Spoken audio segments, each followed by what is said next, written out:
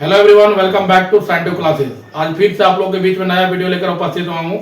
आज electric potential and capacitance का very important MCQ को डिस्कस करने वाले हैं, जो एग्जाम में पूछने का संभावना बहुत ज्यादा है। इसलिए वीडियो में अंत तक बने रहे, बिल्कुल भी वीडियो को स्किप ना करें। अगर कोई चैनल में नया है तो चैनल को सब्सक्राइब कर ले, घंटी के बेल आइकन को प्रेस कर ले, जिससे कोई भी नया वीडियो आए सबसे पहले आपको देखने को मिले। चलो देर ना करते वीडियो को शुरू करते हैं। क्वेश्चन कह रहा है the process in which a region is made free from any electric field। कोई रीजन को इलेक्ट्रिक फील्ड से फ्री करना क्या कहलाता है? तो ये कहलाता है इलेक्ट्रोस्टैटिक शील्डिंग। फर्स्ट क्वेश्चन का आंसर हो जाएगा ऑप्शन नंबर सी। जिस प्रोसेस में कोई रीजन को किससे फ्री करना है इलेक्ट्रिक फील्ड से, उसको बोला जाता है इलेक्ट्रोस्टैटिक शील्डिंग। तो फर्स्ट क्वेश्चन का जो आंसर हो जाएगा ऑप्शन नंबर सी हो जाएगा। अब यहाँ पे लिखा हुआ है क्वेश्चन नंबर 2 में 3 capacitors, each of capacity C are added in series connection, then the equivalent capacitance will be। ध्यान दें दोस्तों, सीरीज कनेक्शन का फॉर्मूला अगर कैपेसिटर में होता है तो 1/C equivalent equal to 3 capacitor है 1/C plus 1/C plus 1/C, total कितना हो जाएगा 3/C। 1/C इक्विवेलेंट है, C इक्विवेलेंट को ऊपर भेजेंगे तो C इक्विवेलेंट इक्वल टू ये ऊपर चला जाएगा, ये नीचे आ जाएगा तो C/3 हो जाएगा। इस क्वेश्चन का आंसर कौन सा ऑप्शन में है? तो option number C. Second question का जो ऑप्शन हो जाएगा C/3। अब आता है क्वेश्चन नंबर 3 में। क्वेश्चन नंबर 3 कह रहा है if a hollow spherical conductor be charged positively then the electric potential inside it will be. बोल रहा है कि होलो स्फेरिकल कंडक्टर है, इसमें चार्ज कौन सा है? पॉजिटिव। तो इलेक्ट्रिक पोटेंशियल इनसाइड में क्या होगा? होलो स्फेरिकल कंडक्टर के इनसाइड में क्या होगा? यहां से आपको इंपॉर्टेंट क्वेश्चन 3 बता देते हैं। अगर आपसे इलेक्ट्रिक फील्ड इंटेंसिटी पूछा जाए, इनसाइड में पूछा जाए तो होगा 0। इलेक्ट्रिक पोटेंशियल डिफरेंस भी पूछा जाए तो भी कितना हो जाएगा 0। इलेक्ट्रिक फील्ड इंटेंसिटी इनसाइड में पूछा जाए तो 0। इलेक्ट्रिक पोटेंशियल डिफरेंस पूछा जाएगा तो भी 0। लेकिन अगर इलेक्ट्रिक पोटेंशियल पूछा जाएगा तो इलेक्ट्रिक पोटेंशियल हो जाएगा कांस्टेंट। कांस्टेंट मतलब चार्ज यहाँ पे पॉजिटिव बात कर रहा है, चार्ज कौन सा बात कर रहा है? पॉजिटिव। तो यहाँ पे चार्ज पॉजिटिव होगा और कांस्टेंट मतलब होता है यूनिफॉर्म। यूनिफॉर्म होगा तो ही ना 0 आएगा इलेक्ट्रिक पोटेंशियल डिफरेंस। कहने का मतलब जैसे यहाँ पे 2 वोल्ट है, यहाँ पे 2 वोल्ट है, तो 2 में से 2 घटाएंगे पोटेंशियल डिफरेंस तो ही कितना आएगा? 0 आएगा। और ये 2 वोल्ट और 2 वोल्ट मतलब क्या? यूनिफॉर्म आ गया। तो इस क्वेश्चन का जो आंसर हो जाएगा option number B, positive and uniform. Inside में पोटेंशियल पूछा जाए तो पॉजिटिव एंड यूनिफॉर्म, लेकिन इलेक्ट्रिक फील्ड इंटेंसिटी पूछा जाए 0, इलेक्ट्रिक पोटेंशियल डिफरेंस पूछा जाएगा तो 0, लेकिन इलेक्ट्रिक पोटेंशियल पूछा जाएगा तो पॉजिटिव एंड यूनिफॉर्म। याद रखें। अब आता है क्वेश्चन नंबर 4 में the formula for electrostatic potential is. Electrostatic potential का फॉर्मूला पूछ रहा है, तो आप लोग को याद होगा इलेक्ट्रोस्टैटिक पोटेंशियल को V से दिखाते हैं और V बराबर होता है W/Q, work done by charge. Work done by charge तो कहां पे दिख रहा है? यहाँ पे ऑप्शन नंबर बी में दिख रहा है इलेक्ट्रोस्टैटिक पोटेंशियल बराबर वर्क डन बाय चार्ज। तो फोर्थ क्वेश्चन का जो आंसर हो जाएगा ऑप्शन नंबर बी हो जाएगा, work done by charge electrostatic potential का। तो इस क्वेश्चन का ऑप्शन नंबर बी सही है। Question number 5। क्वेश्चन नंबर 5 कह रहा है the work done in moving a unit positive test charge over a closed path in an electric field. बोल रहा है कि वर्क डन है, उसमें क्या वर्क डन हो रहा है? यूनिट पॉजिटिव चार्ज मूविंग कर रहा है क्लोज पाथ, और ये क्लोज पाथ कहां पे दिया हुआ है? इलेक्ट्रिक फील्ड में।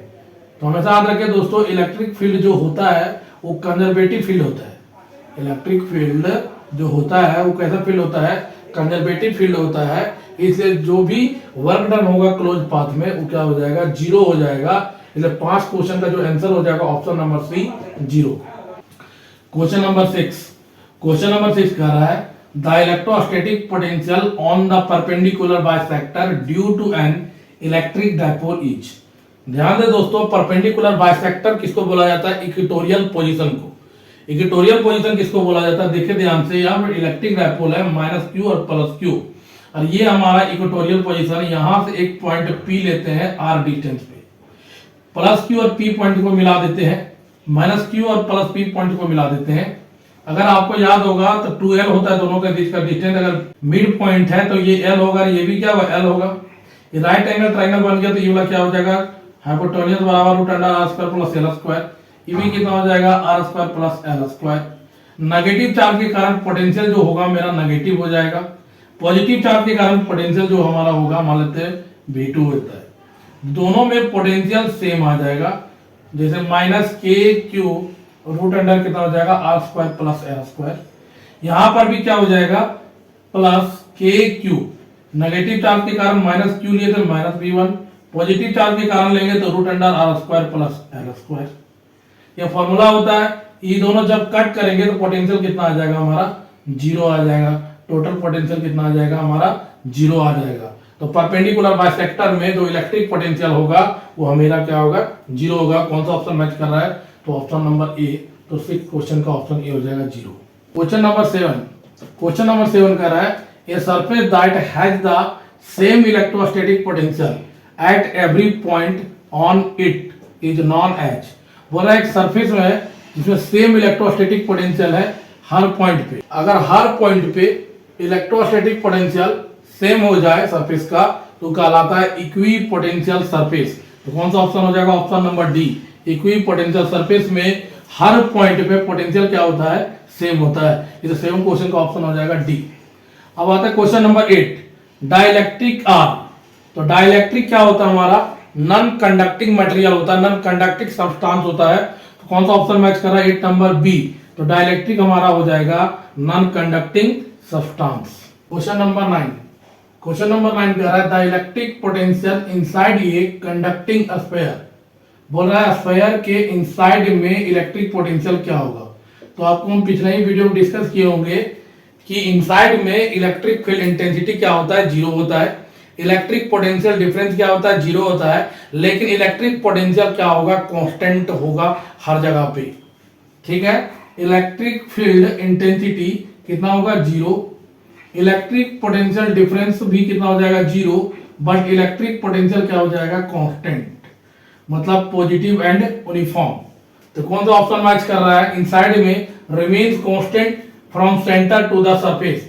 9 क्वेश्चन का ऑप्शन जो हो जाएगा डी हो जाएगा। इलेक्ट्रिक पोटेंशियल इनसाइड में क्या होता है हमेशा कांस्टेंट होता है सेंटर टू द सरफेस। आता है क्वेश्चन नंबर 10 में, the capacity of the parallel plate capacitor increases. बोल रहा है कि सी जो कैपेसिटी है पैरेलल प्लेट कैपेसिटर का वो इंक्रीज हो रहा है। तो कौन सा ऑप्शन मैच करेगा, आप लोग को याद होगा सी बराबर A epsilon naught by D होता है। ठीक है, सी डिपेंड करता है ए पे, एरिया पे, डिस्टेंस पे, एप्सिलॉन नॉट पे, मतलब मीडियम पे डिपेंड करता है। आपको याद होगा यहाँ पे सी जो डिपेंड कर रहा है एरिया पे, अगर एरिया अगर बढ़ेगा तो कैपेसिटी क्या होगा बढ़ेगा, अगर डिस्टेंस बढ़ेगा सी इनवर्सली प्रोपोर्शनल 1/d है, डिस्टेंस बढ़ेगा तो सी का वैल्यू क्या होगा घटेगा। तो यहाँ पे ऑप्शन मिला के देखते हैं कि एरिया को बढ़ाने से कैपेसिटी बढ़ता है, क्वेश्चन में बोल रहा है कैपेसिटी इंक्रीज कर रहा है, तो area of the plate is decrease. Option नहीं होगा ये, option B area of the plate is increase, ये हो जाएगा ऑप्शन नंबर बी कि एरिया ऑफ द प्लेट को इंक्रीज करेंगे तो जो हमारा कैपेसिटी है पैरेलल प्लेट कैपेसिटर का वो क्या हो जाएगा इंक्रीज हो जाएगा। अब आते हैं क्वेश्चन नंबर 11 क्वेश्चन नंबर कह रहा है ये positively charge particle is released from rest in an uniform electric field, the electric potential energy of the charge. हमेशा याद रखिए दोस्तों, यहाँ पे बोल रहा है कि एक पॉजिटिवली चार्ज पार्टिकल है उसको रिलीज किया जा रहा है रेस्ट से, कहां पे यूनिफॉर्म इलेक्ट्रिक फील्ड में, तो इलेक्ट्रोस्टैटिक पोटेंशियल एनर्जी क्या होगा उस चार्ज का। तो हमेशा याद रखिए दोस्तों, रेस्ट से पॉजिटिवली चार्ज पार्टिकल रिलीज किया जा रहा है तो इलेक्ट्रोस्टैटिक जो पोटेंशियल एनर्जी होगा वो हमेशा क्या होगा डिक्रीज होगा, किसके कारण, charge move along the electric field. तो ऑप्शन नंबर 11 का क्या हो जाएगा, सी हो जाएगा। अब आता है क्वेश्चन नंबर 12 क्या बोला है, equipotential at a great distance from a collection of charges whose total sum is not 0 are approximately। ध्यान दे दोस्तों, अगर कोई चार्ज पार्टिकल है तो इक्विपोटेंशियल सरफेस जो ड्रॉ होगा वो कैसा होगा, स्फीयर टाइप में ड्रॉ होगा, ताकि हर जगह पे पोटेंशियल क्या हो, सेम हो। तो यहाँ पे जो ऑप्शन होगा ए नंबर होगा स्फीयर। स्फीयर्स में जो इक्विपोटेंशियल सरफेस बनेगा हर जगह पे पोटेंशियल क्या होगा, सेम होगा। तो उस जगह का नाम है स्पेयर। तो 12 क्वेश्चन का जो ऑप्शन हो जाएगा, ऑप्शन नंबर ए हो जाएगा। Question number 13, a conductor with ये पॉजिटिव चार्ज। बोल रहा है कि कंडक्टर पे पॉजिटिव चार्ज है तो उसका पोटेंशियल क्या होगा। आप लोग थोड़ा सा यहाँ पे ध्यान दीजिए। मान लेते हैं एक कंडक्टर है, एक कंडक्टर लिए हुए, इसमें पॉजिटिव चार्ज दिया प्लस क्यू, ठीक है, प्लस क्यू पॉजिटिव चार्ज है। मान लेते हैं ये कंडक्टर में जो पॉजिटिव चार्ज प्लस क्यू है बहुत छोटा छोटा चार्ज से मिलकर बना हुआ है डी क्यू। बहुत छोटा छोटा चार्ज को कंबाइन किया तो एक बड़ा चार्ज बना प्लस क्यू। पोटेंशियल क्या होता है कि इनफाइनाइट से जो चार्ज को किसी डेफिनिट पॉइंट तक लाने में जो भी वर्क डन होगा, इनफाइनाइट से किसी चार्ज को डेफिनिट पॉइंट तक लाने में जो भी वर्क डन होगा उसको बोला जाता है पोटेंशियल। अब यहाँ पे ध्यान दे, अगर मान लेते कोई वर्क डन हो रहा है यहाँ पे 5 जूल, ठीक है, और यहाँ पे हम रेफरेंस मान के चल रहे हैं 0, ठीक है, ध्यान दीजिए। यहाँ का पोटेंशियल, यहाँ पे हम मान रहे हैं पोटेंशियल एनर्जी 0 मान रहे हैं, ठीक है ना। यहाँ पे रेफरेंस मानकर चल रहे हैं 0 पोटेंशियल एनर्जी, तो उस समय जो होगा वो क्या हो जाएगा, पॉजिटिव पोटेंशियल हो जाएगा। अगर मान लेते हैं यहाँ पे रेफरेंस मान लिए 100 जूल नेगेटिव में, तो उस समय मेरा जो पोटेंशियल होगा कैसा जाएगा, नेगेटिव हो जाएगा। अगर मान लेते हैं यहाँ पे -5 जूल ले लेते हैं, दोनों को जब ऐड करेंगे 5 जूल -5 जूल तो भी कितना आ जाएगा, 0। तो पोटेंशियल के बारे में कुछ नहीं कर सकते, यहाँ पे रेफरेंस के अकॉर्डिंग होगा। अगर पोटेंशियल अगर यहाँ पे 0 लिए तो उसमें पॉजिटिव, नेगेटिव लिए तो उसमें पॉजिटिव। अगर इस प्रकार से लिया जाता है तो यहाँ पे जो ऑप्शन हो जाएगा 13 का, पोटेंशियल या तो पॉजिटिव भी हो जाएगा, 0 भी हो जाएगा, नेगेटिव पोटेंशियल भी हो जाएगा, वो आपके रेफरेंस के अकॉर्डिंग होगा, ठीक है। तो 13 क्वेश्चन का ऑप्शन डी होगा। आई होप आप लोग को समझ आ गया होगा। अब आता है क्वेश्चन नंबर 14 पे, which of the following option is correct. कौन सा ऑप्शन करेक्ट है। बोला इन ये रीजन ऑफ कांस्टेंट पोटेंशियल। बोल रहा है कि पोटेंशियल अगर कांस्टेंट है तो क्या होगा, इलेक्ट्रिक फील्ड के बारे में क्या कहना चाहेंगे।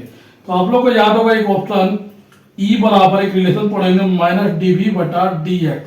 पोटेंशियल अगर कांस्टेंट बोल रहा है, ठीक है, पोटेंशियल क्या बोला है क्वेश्चन में, कांस्टेंट। और कांस्टेंट का डिफरेंशिएशन करते हैं तो इलेक्ट्रिक फील्ड कितना आ जाएगा, हमारा 0 आ जाएगा। वैसे भी आप लोग पढ़ेंगे कि इनसाइड द रीजन में पोटेंशियल हमेशा क्या होता है, वहां पे कांस्टेंट होता है, लेकिन इलेक्ट्रिक फील्ड इंटेंसिटी क्या होता है, 0 होता है। इलेक्ट्रिक पोटेंशियल डिफरेंस क्या होता है, 0 होता है। तो कांस्टेंट पोटेंशियल वाले रीजन में जो इलेक्ट्रिक फील्ड होगा वो क्या होगा, 0 होगा। इसे 14 क्वेश्चन का जो आंसर हो जाएगा option number B, electric field is 0।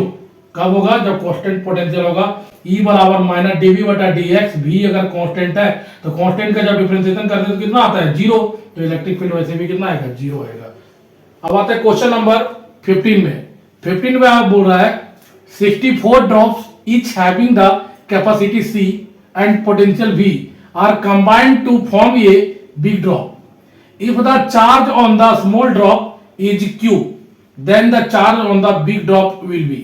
Question बोल रहा है कि एक छोटा ड्रॉप है, छोटा ड्रॉप इस प्रकार से है, इस प्रकार से 64 ड्रॉप को बनाया गया, मिलके बना एक बिग ड्रॉप बनाया गया, ठीक है। अगर इस छोटा ड्रॉप का जो चार्ज है Q है और पोटेंशियल दिया हुआ है V, बोल रहे एक छोटा ड्रॉप ऐसा करके 64 ड्रॉप है, 64 ड्रॉप को कंबाइन करके एक बहुत बड़ा ड्रॉप बनाया गया है। इस छोटा ड्रॉप का चार्ज कितना दिया है, Q दिया है, पोटेंशियल कितना दिया है, V दिया हुआ है। तो बोल रहा है जो बिग ड्रॉप बना हुआ है, जो 64 ड्रॉप से मिलकर बड़ा ड्रॉप बना हुआ है, उसका चार्ज के बारे में क्या कहना चाहेंगे। तो हमें याद रखें दोस्तों, एक छोटा बूंद के लिए चार्ज क्या हो गई, Q दिया हुआ है। तो 64 अगर बूंद को ऐड किए, 64 ड्रॉप को ऐड किए तो 64 को चार्ज भी हो जाएगा ना। और चार्ज कैसा क्वांटिटी, स्केलर क्वांटिटी चार्ज को ऐड करना है तो कौन सा ऑप्शन हो जाएगा, 15 का डी हो जाएगा। 64 ड्रॉप को ऐड करेंगे 64 क्यू हो जाएगा। हर ड्रॉप का कितना क्यू, 64 बार ऐड करेंगे तो 64 क्यू आ जाएगा। तो 15 का ऑप्शन डी होगा। अब आता है क्वेश्चन नंबर 16, ये VVI है। बोल रहा है डाइलेक्ट्रिक कांस्टेंट फॉर ये मेटल, मेटल का डाइलेक्ट्रिक कांस्टेंट कितना होता है। तो मेटल का डाइलेक्ट्रिक कांस्टेंट जो होगा वो होगा इनफाइनाइट होगा। तो 16 का ऑप्शन हो जाएगा बी। क्वेश्चन नंबर 17 बोल रहा है ये dielectric slab is introduced between the plates of A parallel plate charge capacitor which one of the following quantities will not change. बोल रहा है कि जब पैरेलल प्लेट कैपेसिटर के बीच में डाइलेक्ट्रिक स्लैब को डालेंगे तो कौन सा क्वांटिटी चेंज नहीं होगा। तो हमेशा याद रखें दोस्तों डाइलेक्ट्रिक स्लैब को जब पैरेलल प्लेट कैपेसिटर के बीच में डालेंगे तो हमेशा कैपेसिटेंस बढ़ जाता है, क्योंकि without dielectric slab C naught बराबर होता है A epsilon naught by D. लेकिन जब डाइलेक्ट्रिक स्लैब डालते हैं तो ये वाला के टाइम्स बढ़ जाता है। कितना टाइम्स बढ़ जाता है? के टाइम्स बढ़ जाता है। उस समय कैपेसिटेंस तो बढ़ जाएगा। बोल रहा है कि कौन सा चेंज नहीं होगा, तो हमेशा आप रखें जब डाइलेक्ट्रिक स्लैब को पैरेलल प्लेट कैपेसिटर के बीच में रखेंगे कैपेसिटेंस इंक्रीज होता है, लेकिन चार्ज जो प्लेट का होगा कभी भी इंक्रीज नहीं होगा। तो 17 का जो क्वेश्चन हो जाएगा, चार्ज ऑन द कैपेसिटर कभी भी चेंज नहीं होगा। चेंज क्या होगा? कैपेसिटेंस चेंज होगा। कितना चेंज हो जाएगा? के टाइम्स चेंज होगा। ठीक है, तो 70 क्वेश्चन का ऑप्शन ए हो जाएगा। तो चार्ज ऑन द कैपेसिटर कभी भी चेंज नहीं होता है। Question number 18, the capacitance of A parallel plate capacitor depends upon. तो ध्यान दे दोस्तों, क्वेश्चन बोल रहा है कि जो पैरेलल प्लेट कैपेसिटर है उसका कैपेसिटेंस किस पे डिपेंड करता है। तो आप लोग को एक याद होगा, C बराबर A epsilon naught by D होता है, एक फॉर्मूला होता है। तो जो कैपेसिटेंस है वो डिपेंड करता है एरिया पे, डिस्टेंस पे और मीडियम पे। किस पे डिपेंड करता है? एरिया, डिस्टेंस और मीडियम पे डिपेंड करता है। यहाँ पे ऑप्शन को देखेंगे, ऑप्शन ए में लिखा है थिकनेस ऑफ द प्लेट, इस पे डिपेंड नहीं करता है। मास ऑफ द प्लेट, इसमें भी डिपेंड नहीं करता है। डेंसिटी ऑफ द प्लेट, इसमें भी डिपेंड नहीं करता है। तो डिपेंड किसमें करता है? Area of the plate. तो 18 क्वेश्चन का जो ऑप्शन हो जाएगा, option number D, area of the plate. अब आता है क्वेश्चन नंबर 19 पे। 19 VVI क्वेश्चन है, बहुत ही इंपॉर्टेंट क्वेश्चन है। The separation between the plates of A charge parallel plate capacitor is doubled by keeping the charge constant in this case. ध्यान दे, question कह रहा है जो पैरेलल प्लेट कैपेसिटर है उसके प्लेटों के बीच का जो सेपरेशन है उसको क्या कर रहे हैं? डबल कर दे रहे हैं। तो बोला इन दिस केस में क्या होगा। तो ध्यान दे आप लोग, अगर याद होगा तो अभी फॉर्मूला पढ़ा है, C बराबर A epsilon naught by D.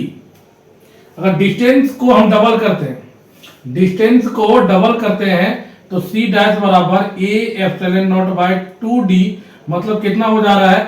C dash हमारा, ये हमारा हो जाएगा C बाय 2, माने जो कैपेसिटर होगा उसका कैपेसिटेंस कितना हो जाएगा? आधा हो जाएगा। ठीक है, बट अगर आप लोग याद होगा एनर्जी स्टोर का फॉर्मूला U बराबर क्यू स्क्वायर बाय 2c। यहां पे क्वेश्चन पे बोल रहा है चार्ज कांस्टेंट है। अगर चार्ज कांस्टेंट है तो एनर्जी भी क्या हो जाएगा? चेंज नहीं होगा, नॉट चेंज, क्योंकि चार्ज हमारा क्या बोल रहा है? कांस्टेंट है।